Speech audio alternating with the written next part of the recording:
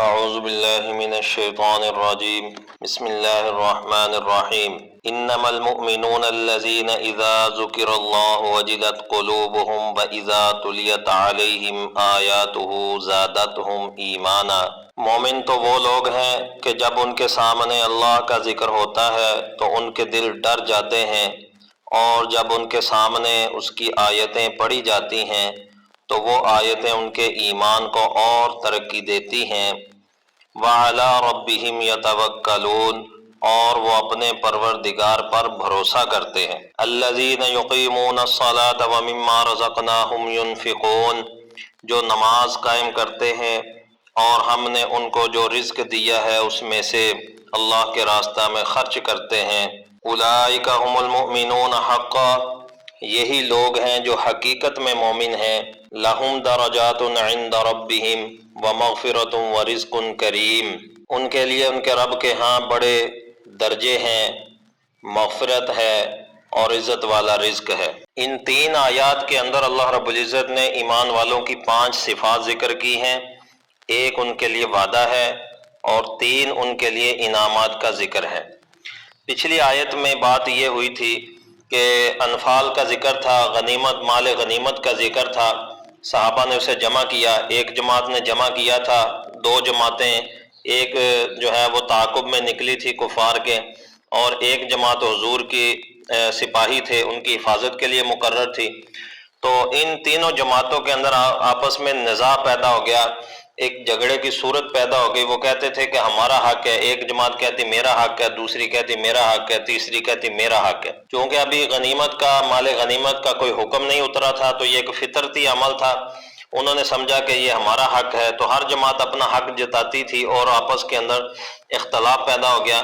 تو اللہ رب العزت نے اس پر فرمایا کہ یہ مال غنیمت تم میں سے کسی کا بھی نہیں ہے، یہ صرف اور صرف اللہ اور اس کے رسول کا حق ہے۔ اللہ جیسے چاہے گا اپنے نبی کو حکم دے گا، وہ اسے تقسیم کر دے گا۔ تمہارے ذمہ یہ ہے کہ تم اللہ سے ڈرو اور آپس کے اختلافات کو ختم کرو، اللہ اور اس کے رسول کی اطاعت کرو، اگر تم سچے ایمان والے ہو۔ اب ایمان والوں کی دیکھیے، صحابہ کی کمال یہ تھا، صحابہ کا، اللہ کے نبی علیہ الصلوۃ والسلام کے ساتھیوں کا، آپ کے جانثاروں کا کمال یہ ہے کہ جو مرضی ان کے اندر بڑی سے بڑی بات بھی ہو جائے، لیکن اللہ اور اس کے رسول کے سامنے ان کی اسی وقت گردنیں جھک جاتی تھیں اور اپنی ہر خواہش کو لمحہ بھر میں قربان کر دیتے تھے، یوں بنا سوچے سمجھے ایک لمحے کے اندر اپنی ہر خواہش کو اللہ اور اس کے رسول پہ قربان کر دیتے تھے۔ تو اللہ رب العزت نے ان سے جب فرمایا کہ یہ تمہارا کسی کا بھی نہیں ہے، تو اسی وقت صحابہ پیچھے ہٹ گئے اور انہوں نے اپنے اللہ اور اس کے رسول کے سامنے سر جھکا دیا اور اپنے دل سے ہر خواہش کو ختم کر دیا۔ تو یہ اللہ کو ایمان والے بڑے پسند تھے۔ اب ان کی صفات کو ذکر کیا جا رہا ہے کہ یہ جو ایمان والے ہیں، ان کی ایک خاصیت یہ ہے کہ اذا ذکر اللہ وجلت قلوبہم، جب ان کے اللہ کا ذکر کیا جاتا ہے، ان کے رب کا، ان کے محبوب کا ذکر کیا جاتا ہے، تو محبوب کی بات سنتے ہی، اس کا نام سنتے ہی، اس کا ذکر سنتے ہی ان کے دل ہیبت سے، خوف سے، شوق سے اور اس کی عظمت سے کانپنے لگتے ہیں، ان کی دھڑکنیں تیز ہو جاتی ہیں۔ جب ان کے سامنے ان کے محبوب کا ذکر کیا جاتا ہے تو ان کے دل جو ہیں وہ زور سے دھڑکنے لگتے ہیں اور گردنیں ہیبت سے، عظمت کے سامنے جھک جاتی ہیں۔ دوسری صفت یہ ہے کہ اذا تلیت علیہم آیاتہ زادتہم ایمانا، جب ان کے سامنے اللہ رب العزت کی آیات، اس کے احکامات، اس کے ذکر کے اندر اس کی آیات تلاوت کی جاتی ہیں، اس کا کلام پڑھ کے سنایا جاتا ہے، تو اپنے محبوب کی بات سنتے ہی، اس کا حکم سنتے ہی، اس کی اطاعت کے لیے ان کے ایمان اور زیادہ بڑھ جاتے ہیں۔ ان کی ایک یہ دوسری صفت ہے کہ ان کے ایک تو دل کانپنے لگتے ہیں، دل جھک جاتے ہیں، اور دوسرا یہ ہے کہ اپنے محبوب کی بات سنتے ہی، اس کی آیات، اس کے احکامات سنتے ہی ان کے ایمان کی کیفیت میں اضافہ ہو جاتا ہے، ان کا ایمان اور زیادہ بڑھ جاتا ہے۔ وَعَلَىٰ رَبِّهِمْ يَتَوَكَّلُونَ، تیسری صفت یہ ہے کہ وہ محبت کے اندر وہ اللہ رب العزت کے ساتھ ایسی محبت کرتے ہیں، ان کا ایسا تعلق ہے کہ اس کے اندر وہ کسی قسم کے شرک کو پسند نہیں کرتے، اور یہ دنیا کا بھی اصول ہے کہ محبت جو ہے وہ بلا شرکت غیرے ہی پسند کی جاتی ہے۔ کوئی محبوب ایسا نہیں جو یہ پسند کرے کہ میرا محب جو ہے وہ میرے علاوہ کسی اور کی طرف بھی دیکھے۔ تو اللہ رب العزت نے ایمان والوں کی یہ صفت بیان کی کہ وہ اپنے رب کے ساتھ محبت کے اندر توحید پسند ہیں، موحد ایسے ہیں کہ وہ اپنے محبوب کے علاوہ ان کی نظریں کسی اور طرف جاتی نہیں ہیں۔ جیسے کسی شاعر نے کہا، محبت دلوں کا سجدہ ہے جو ہے توحید پر قائم، نظر کے شرک والوں سے محبت روٹھ جاتی ہے۔ اور قربان جائیے صحابہ کی اس محبت پر کہ ان کی اس محبت کی گواہی اللہ رب العزت نے خود دی ہے کہ وَعَلَىٰ رَبِّهِمْ يَتَوَكَّلُونَ، کہ وہ اپنے رب کے علاوہ کسی اور کا سوچتے ہی نہیں ہیں۔ ان کی ایسی محبت ہے کہ وہ کسی اور کو شریک کرنا تو دور کی بات، وہ کسی اور کو شریک کرنے کا سوچتے بھی نہیں ہیں، بلکہ ان کی نظریں صرف اور صرف اپنے رب پر ہیں۔ الذین یقیمون الصلاۃ ومما رزقناہم ینفقون، تیسری صفت یہ ہے یقیمون الصلاۃ کہ وہ نماز کو قائم کرتے ہیں، وہ اطاعت کے اندر ایسے کامل ہیں کہ وہ کسی قسم کی نافرمانی نہیں کرتے۔ نماز کو قائم کرنا اور نماز کے لیے خشوع خضوع کے ساتھ حاضر ہونا، تمام آداب کے ساتھ حاضر ہونا، شوق اور ذوق کے ساتھ حاضر ہونا، یہ ہے نماز کا قائم کرنا۔ یہ نہیں ہے کہ گھڑی پہ ٹائم دیکھ رہے ہیں کہ ابھی نماز میں 2 منٹ باقی ہیں، 1 منٹ باقی ہے، ابھی مسجد میں جا کے کیا کریں گے، بلکہ پورے وقت سے بھی، اذان سے بھی پہلے ان کی نظر میں ہوتا ہے کہ نماز کا وقت شروع ہوتا ہے تو وہ نماز کی تیاری شروع کر دیتے ہیں کہ اللہ کے دربار میں حاضر ہونا ہے، اللہ کے سامنے حاضر ہونا ہے۔ تو ذوق اور شوق کے ساتھ، اہتمام کے ساتھ آ کے حاضر ہوتے ہیں، سجدہ ریز ہوتے ہیں اور اپنے رب کے اطاعت کے اندر وہ خوشی محسوس کرتے ہیں۔ وَمِمَّا رَزَقْنَاهُمْ يُنْفِقُونَ، اور ان کی 5ویں صفت یہ ہے کہ ہم نے جو ان کو جو کچھ بھی دیا ہے، جو مال دیا ہے، جو رزق دیا ہے، اس ہر چیز کو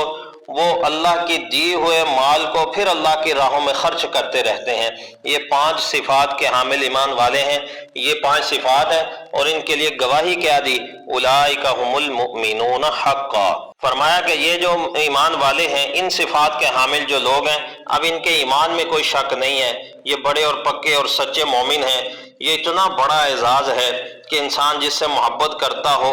جس کا عاشق ہو، وہ اس کا محب جو ہے، اس کا جو محبوب ہے، وہ اپنے محب کی محبت کی گواہی دے کہ یہ میری محبت میں خالص ہے، یہ میری محبت میں پختہ ہے، پکا ہے، سچا ہے، یہ واقعتاً سچی محبت کرتا ہے میرے ساتھ۔ تو اولئک هم المؤمنون حقا، صحابہ نے اللہ سے محبت کی تو اللہ رب العزت نے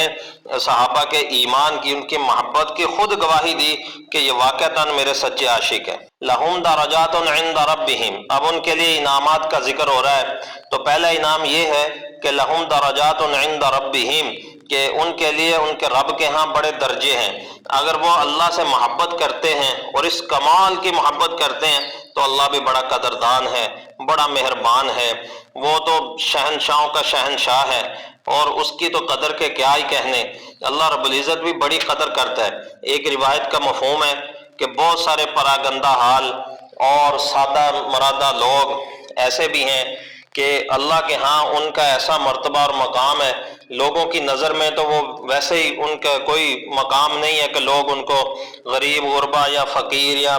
خستہ حال سمجھتے ہیں، لیکن اللہ کے ہاں ان کا ایسا مرتبہ اور مقام ہوتا ہے کہ اگر وہ اللہ پر قسم بھی اٹھا لیں تو وہ اللہ رب العزت ان کو ان کی قسم میں شرمندہ نہیں ہونے دے گا۔ تو فرمایا لہم درجات عند ربہم، اللہ بھی بڑا قدردان ہے، اللہ کے ہاں بھی ان کا بڑا مرتبہ اور مقام ہے۔ اور تیسرا انعام یہ ذکر کیا ومغفرہ، کہ ان کے لیے مغفرت ہے، بخشش ہے۔ مغفرت اور بخشش کا مل جانا یہ ایمان والے کی سب سے بڑی تمنا ہے، سب سے بڑی اس کی خواہش یہ ہوتی ہے کہ اللہ مجھ سے راضی ہو جائے اور میری مغفرت کا اعلان کر دے، میری بخشش کا اعلان کر دے۔